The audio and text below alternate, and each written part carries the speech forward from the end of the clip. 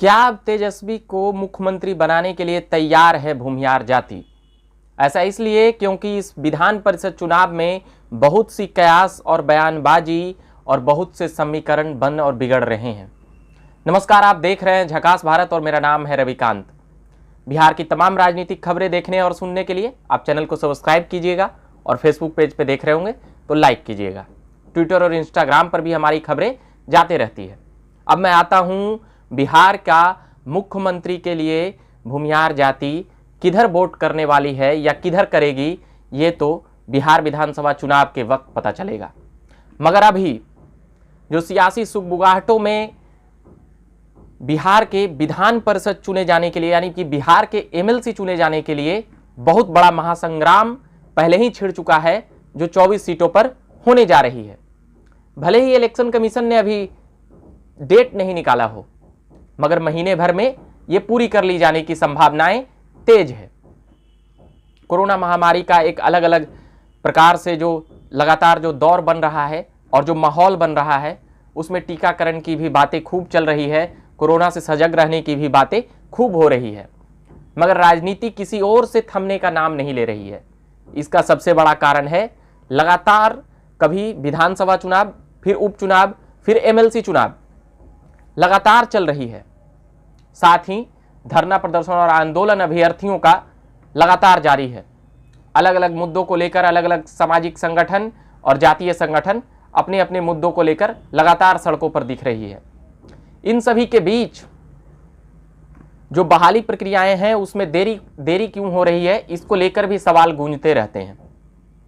मगर साथ ही अभी बात है बिहार में एमएलसी चुनाव की, जिसमें एक बहुत बड़ा कह सकते हैं कि राजनीतिक समीकरण साधने का प्रयास किया गया है।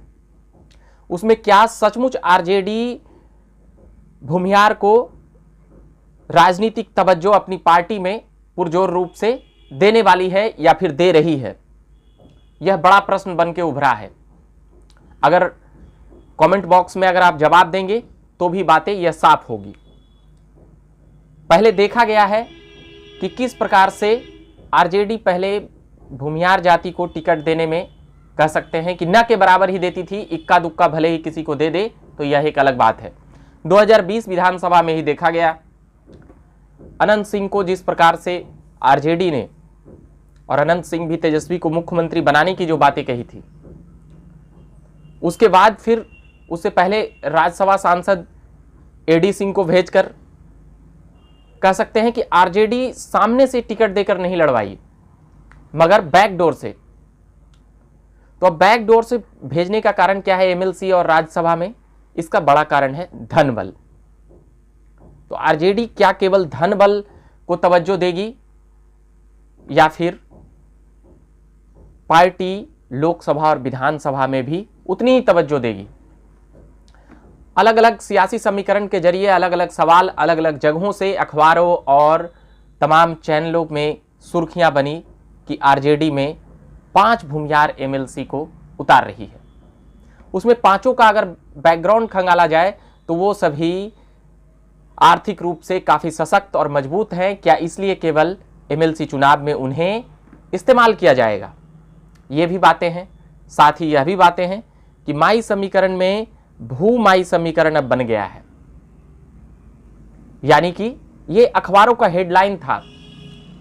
साथ ही जो लालू प्रसाद यादव अगड़ी जातियों के खिलाफ बोलकर और अगड़ी जातियों के खिलाफ कह सकते हैं कि विद्वेष की बातें करके उन्होंने एक जातीय गोलबंद की थी, क्या तेजस्वी जो ए टू जेड की पार्टी कहते हैं, क्या अब उसे साधने में कामयाब हो रहे हैं? इसकी बड़ी पहल किसने की? ये तमाम बातें हैं। प्रदेश अध्यक्ष जगदानंद सिंह हैं और अगड़ी जातियों में अब आरजेडी का क्या पैठ बनने वाला है, यह भी एक प्रश्न है। साथ ही वर्तमान सरकार से नाराजगी और जदयू और बीजेपी से भूमिहार जाति का मोह भंग कई प्रकार से देखा जा सकता है। अलग अलग भूमिहार ब्राह्मण के बनते हुए संगठन अलग अलग राजनीतिक समीकरण की ओर दिखाई दे रहे हैं। एक दो नेता उभर कर सामने आते हैं, मगर वह भी एस्टेब्लिशमेंट पॉलिटिक्स की ओर ध्यान, मतलब कि उस ओर एक नहीं दिख रहा है। क्या इसको भुनाना चाहती है आरजेडी? यह भी एक बड़ा कारण है। क्या सचमुच आरजेडी को भूमिहार वोट करेगी और तेजस्वी मुख्यमंत्री बनते हुए नजर आएंगे, या फिर तेजस्वी को समझ में आ गया है कि सभी जातियों को मिलाकर चलने में ही भलाई है और सभी जातियों से अपनी संबंध स्थापित करके ही चलने में भलाई है?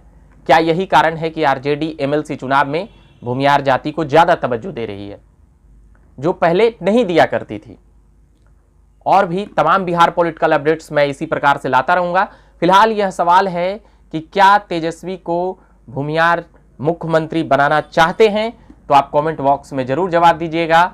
ये अलग अलग जातियों को लेकर हम लगातार ऐसे पोलिंग सर्वे और तमाम चीजें करते रहते हैं, क्योंकि जातीय समीकरण देखकर राजनीति की ताकत साधी जा रही है, इसलिए हमें भी जाति की बात करके खबरें चलानी पड़ रही है। अभी के लिए हम इतना ही कहेंगे। आप देख रहे हैं झकास भारत, तो फिर चैनल को सब्सक्राइब कीजिएगा। फेसबुक पे देख रहे हैं तो लाइक कीजिएगा। मेरा नाम हुआ रविकांत, धन्यवाद।